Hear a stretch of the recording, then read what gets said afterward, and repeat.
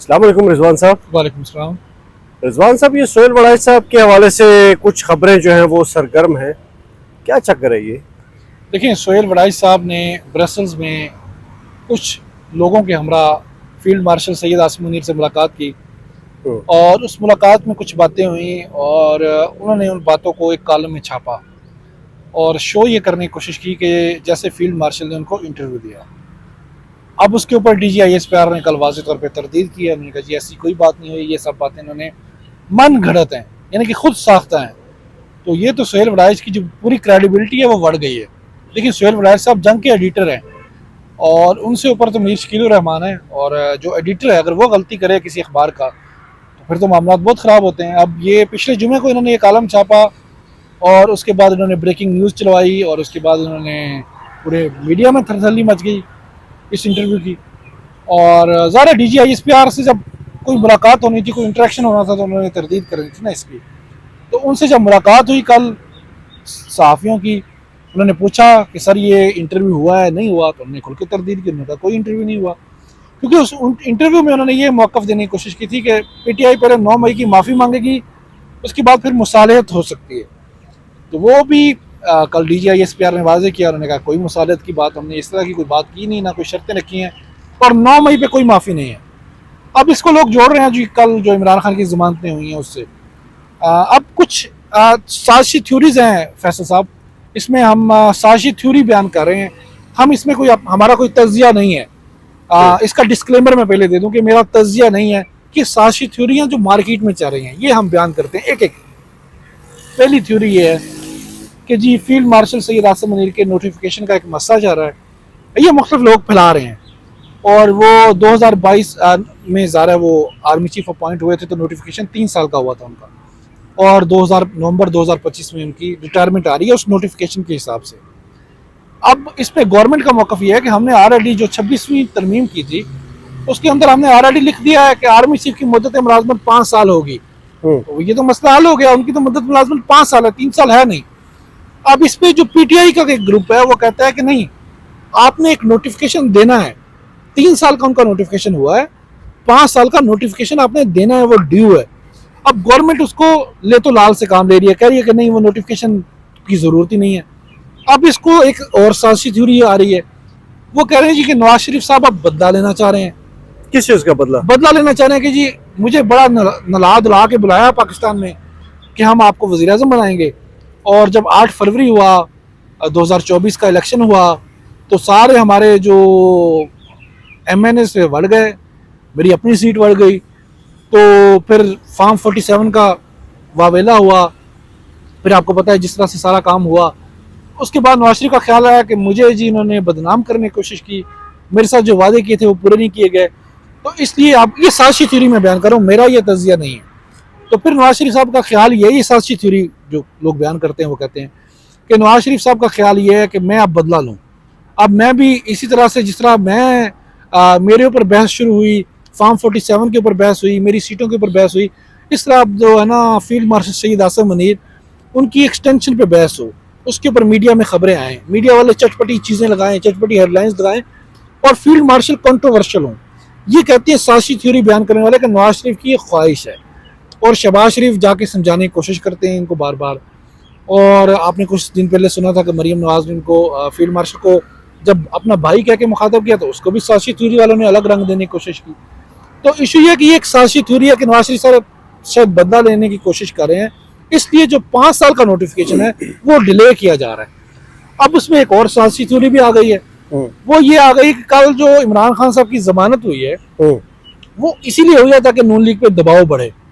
अब नून लीग पे दबाव बढ़ेगा इसके बाद कि इमरान खान तो रिहा हो जाएगा अगर हमने ये चीज़ें ना की, तो इसलिए वो फिर अब नून लीग जो है ना इस दबाव में आके तो नोटिफिकेशन देने पे मजबूर हो जाएगी। ये सब मार्केट में चाहिए, ये हम अपने व्यूवर्स पे छोड़ते हैं वो किस थ्योरी को बाई करते हैं किसको नहीं बाई करते। मेरा तो जो मेरा अपना पर्सनल इसमें एनालिसिस है वो ये कि ये सब साजिशी थ्योरीज हैं, सब अफवाहें हैं, और मेरा भी यही ख्याल है जो कि गवर्नमेंट कह रही है, शायद कल को गलत साबित हो जाए कि फील्ड मार्शल सैयद आसिम मुनीर 5 साल के लिए आर्मी चीफ हैं। एक जंग उन्होंने जीती है अल्हम्दुलिल्लाह, पाकिस्तान का नाम रोशन किया है, अमरीकी सदर उनसे मिलने में फ़ख्र महसूस करते हैं, और बिलाशुबा इस वक्त पाकिस्तान के सबसे मकबूल लीडर हैं वो। لیڈر میں اس لیے لفظ استعمال کر رہا ہوں کہ وہ نہ صرف آرم فورسز کو لے کے چاہ رہے ہیں بلکہ وہ سویلین قیادت کو بھی لے کے چاہ رہے ہیں, ہماری خارجہ پالیسی کو بھی لے کے چاہ رہے ہیں. تو بلا شبہ وہ لیڈر ہیں, ان کے اندر لیڈرشپ کوالٹیز ہیں, اور ان لیڈرشپ کوالٹیز کو اگر کوئی اس طرح کی خبروں کے تھرو کوئی ان کو متاثر کرنے کی کوشش کرے تو یہ ان خبروں سے کوئی اثر نہیں پڑے گا.